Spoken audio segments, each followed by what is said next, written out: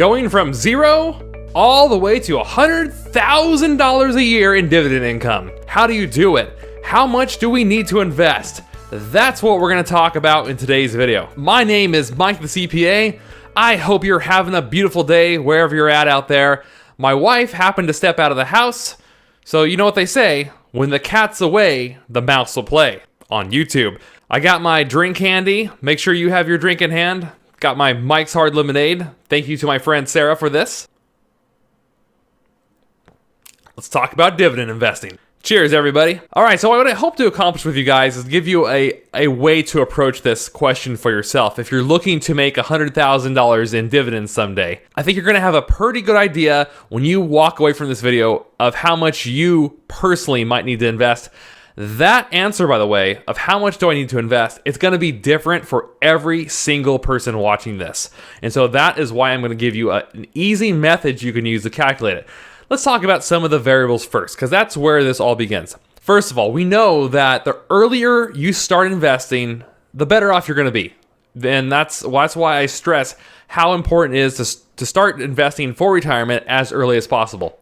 The second part of the equation, which I probably consider to be the toughest, is determining what your average yield is. And we're not only your average yield for this year, but what is the average yield that you can expect to receive over the lifetime of your investing history? That is probably the trickiest part of this, but I'm gonna show you guys an easy way to tackle that. We're gonna talk about what is the total amount of capital you need to invest to generate $100,000 in income. That's actually really easy. I'm about to show you guys that first, so we'll start there. Then we're going to break that down to how much you personally need to invest per month to accomplish this. We're also going to look at your projected dividend growth rate every year. I have a couple tools handy to help you guys calculate this. One, a basic calculator. And we're also using my favorite free financial calculator online, fncalculator.com. I've mentioned this in a previous video, so check it out, fncalculator.com. Let's start off with what amount of total capital you would need to have invested to generate $100,000 a year in dividends. This, I think you're going to find very simple. Let me show you how you do that. It's really dependent upon your yield that you receive throughout your lifetime of investing. So what you would do is you type in $100,000 into your calculator and divide that number by a yield. So let's say 0.04. So if your yield was 0.04, if that was your average annual yield, you would need to invest $2.5 million to do this.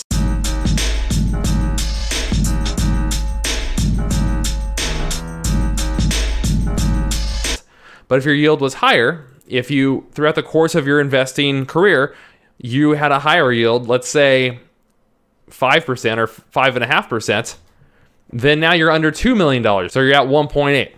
Now, I know these are big numbers, and let's just keep it real here, guys. Most people, I'm going to be honest, and this is probably true for myself as well, most people may not be able to obtain or hit this number. Okay? I'm just being real with you. Just being real. But you can definitely strive for it. I mean, if you even get half of $100,000 a year in dividends, even if you come up with like $50,000 a year in dividend income, in my opinion, you're still better off than like 90% of the population. You're still killing it. You're still crushing it. Currently, Mike, what are you on track for? How much do you think you'll make in dividends by the time you retire? At the moment, I'm probably on track for anywhere from $60,000 to $80,000 a year in dividend income, depending on how things go. That's what I'm expecting at the moment. And that would include, if I took my wife and I's Roth IRAs, the income from that, plus my standard taxable brokerage account. The three of those accounts working together I would expect in the future will generate us anywhere from $60,000 to $80,000 a year in passive dividend income. That's what I'm expecting. Okay, let's talk about the trickier part of this equation. There's two things. First of all, if you've ever heard anything about compounding interest, and I've talked about this in some of my other videos on this channel, the sooner you start investing, the less you'll have to invest in the long run. Why? Why is that? Well, because the longer your money has to grow. The sooner you put your money to work, the more it's going to work for you. Does that make sense? So that's why your age of when you start investing is so important. Now, when is a reasonable age for a person to start investing? I would think sometime between the age of 25 and 30. If you're able to invest before that, then hey, you're well ahead of the curve. The second main factor, and this one I think is the hardest one to pin down, the hardest one, at least for me, is the dividend growth rate. So think of it this way, ladies and gentlemen. You have two things working for you. You have your compounding interest, money growing from other money, and then you have a dividend growth rate. Well, what is that? So if you're new to dividend investing, what you'll learn is that companies often will raise their dividends or increase their dividend payout over time. Usually they increase it each year.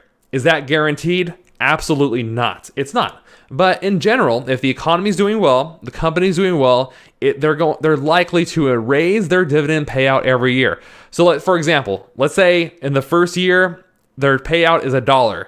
The next year, their payout is $1.05. The next year, their payout's $1.15, and so on and so forth. I don't know about you guys, but I was really curious of what the average annual dividend increase is on average for different companies. And what I found is it's anywhere from 3 to 7%.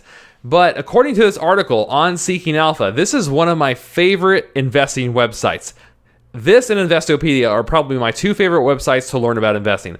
There's an article, and I'll link this below so you guys can check it out, so you can read the full article. It says, has dividend growth kept up with inflation? And if you read down here, I'm just going to cut through all this. What they did is they compared the average dividend increase for 51 years and compared it against the inflation rate. And what they found after 51 years of tracking this data is that dividends did outpace inflation. So the average inflation increase was 4.1%, where the average annual dividend growth increase was 5.4%. So yes, your dividends should, in theory, keep up with inflation. Now, like I said, it doesn't mean, though, you should not expect your dividend payout to go up every year. During a recession like in 2008, if you look back at the dividend history of companies, many companies scaled back their dividend payout because of the crash in the economy. Some of them cut it all together and then they reinstate it and they get going again. Others just scale back how much they're paying out. But then as the economy is improving, they keep increasing that payout over time. So that's just what you can expect.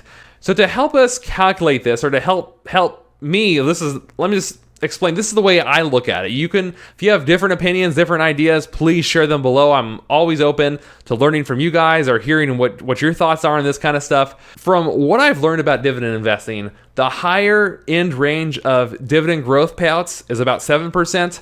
The lower end range is about 3%. And the average, according to that article, is about 5.5%. Somewhere in there, give or take. As an investor or somebody looking to plan for retirement, I'm always asking myself, how do I make my retirement planning more successful? What can I do to ensure that I'm successful and be realistic about my goals, my targets, and all things like that? And so what I like to do, what I did in this example, is I didn't use the average growth increase. You can if you want, it's totally up to you. But I used the 3.5% because I want to be conservative and I want to make sure I'm successful and realistic about these goals. So what I did is I said, okay, in year one, let's pretend that Chipper has a portfolio. You better believe I have a portfolio. So Chipper has a portfolio. He's darn proud of it too. If you look at Chipper's investment account and you look at all the stocks in that account, all the ETFs, and you take a weighted average yield on all of those investments, Chipper's starting yield is 3%. For example, in my own portfolio, I have about, just within my standard brokerage account, I think I have about 20 different stocks, and a couple of ETFs in there as well. My average yield is about 3.5% on average. I got some investments that have a dividend yield of 2%. Other investments, such as my real estate investment trust, have yields as high as 5% or 5.5%. But in this example, we're saying that the annual average yield in Chipper's portfolio is 3%. And then what we're going to do is we're going to apply a dividend increase to that every single year. And so if we think our average dividend increase is 3.5%, because we're being conservative, and if we're conservative, I think we're going to have a better chance of being successful with this, of figuring out how much to invest. Then we go from 3% in the first year. The next year, we get that 3.5% increase. So basically, we're taking 3% times 1.035, which is the conservative rate I'm using in this example. And then the next year, we're going to go from 3.11 to 3.21, and it's that times 1.035. And if we drag this down, and we do this for 40 years, by year 40, our yield on cost might be around 11% of a yield, okay? Now you're saying, whoa, that's really high. Well, it could very well be that way, because if you've held on to those investments a long time, they can continue to compound. They're going to potentially get a lot of growth increases or dividend raises throughout the history of your investing career. And it's not unrealistic to eventually have a yield on cost that could be as high as 10%, even up to 20%. To help me calculate this, and what I did for this example is, what is an average annual yield I can use to plug into my compounding interest calculator? And because when you first start, your yield's going to be low in this case, like 3%, because Chipper's yield's only 3% in this example. And we don't want to use a yield of 11% because that might not come until 40 years down the line if you have 40 years to invest. So what I did in this example, to give you an easier way to think about this, and it's not a perfect science. I'm not claiming this to be the all-knowing way to calculate this. You would have to be more meticulous in this if you wanted to get it more accurate. But I took the middle line. I said, okay, let's go down here somewhere in the middle between year 15 and year 20, and let's take some of these different potential yields. So what I would like to do, guys, in this example is I want to take somebody who's a 30-year-old who's starting to invest, because I think by the time a person turns 30, I would really hope they're thinking about their retirement, their future, and really going gung-ho, or starting to go gung-ho on their retirement. A person starting off at 30, let's pretend they want to retire at 65, so they're 35 years away from retirement, which is why it says that. So what we're going to do now, first, is we need to figure out how much in total we need to invest in order to achieve $100,000 per year. So we're going to pull up our handy-dandy calculator here on your phone or on your computer. You're going to type in $100,000. And since we're 35 years away from retirement, and this is, you can't see it, but this is the conservative yield column. It's 5.2%. So now I'm going to divide that $100,000 by 0.052. So what this calculation tells me is that in order for me to make $100,000 a year in dividend income with a yield of 5.2%, I would need to invest a total over my lifetime of about $1.9 million, or just under $2 million. Now, if these numbers scare you, because it scared me the first time, don't worry, it scared me the first time. That we know the total number, so how much do we need to invest per month if we're 30 years old, or starting at 30, or 35 years away from retirement? Now we're going to go to our FN calculator, okay? And this calculator will help you determine how much you might need to invest per month by age, depending on the yield you get. So we're going to type in what our calculator said. It's 1,923,000. So 1,923,076. 076. So that's how much we need to invest. And our average yield was 5.2%, if I'm not mistaken. Let me just flip back real quick to my Excel document. Yep, 5.2% was our yield. So that's what we're going to put here in this compounding interest calculator. We're saying our retirement age is 65. What's great about these calculators is you can play with these numbers all day. It's really fun, at least for a geek like me. Just totally nerd out, guys. Just totally nerd out. And then what we're going to do is we're going to hit the calculate button. And these numbers down here, guys, what this is showing is it's showing all the different amounts you might need to invest per month in order to hit this total retirement goal of $1.9 million with an average annual return or average annual yield of 5.2%. And so if you're 30, you roughly need to invest about $1,700 per month.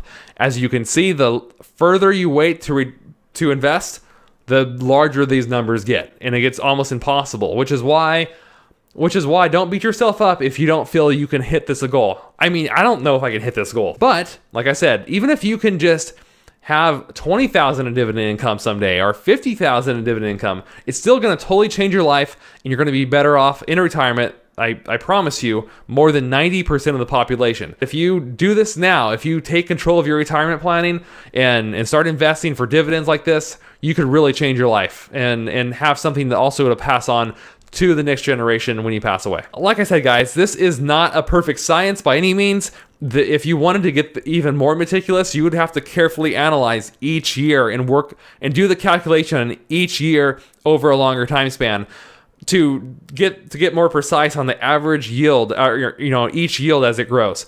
But I like to use an average number. I don't think anywhere from 4 to 6%. I think is realistic. I think it can totally happen. And especially if you have a long time span to invest. Yeah, I think you can make that happen. And this will give you some insight and it's almost a wake-up call, and it was for me, of like, wow, I really need to get on my investments like now, if I'm going to have a substantial passive income in retirement. As we wrap up this video, I want to leave you guys with this. Many of you had mentioned that it might take $3 million to invest to achieve the $100,000 a year in dividends.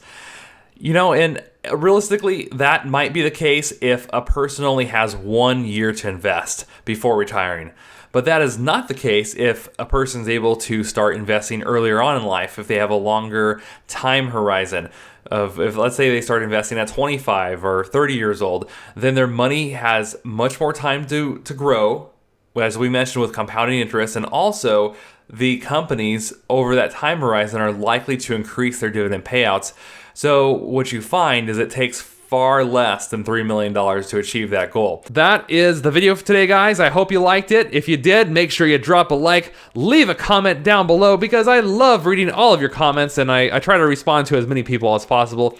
If you're new to the channel, welcome. Don't forget to subscribe, because every single week here on Money and Life TV, we're all about helping you get fiscally fit as we teach finances, investing, taxes, and so much more. So make sure to subscribe and hit that bell notification icon to not miss any of our future uploads. With that being said, have a great week, everybody, and I'll see you in the next video. Live life uncaged. Cheers.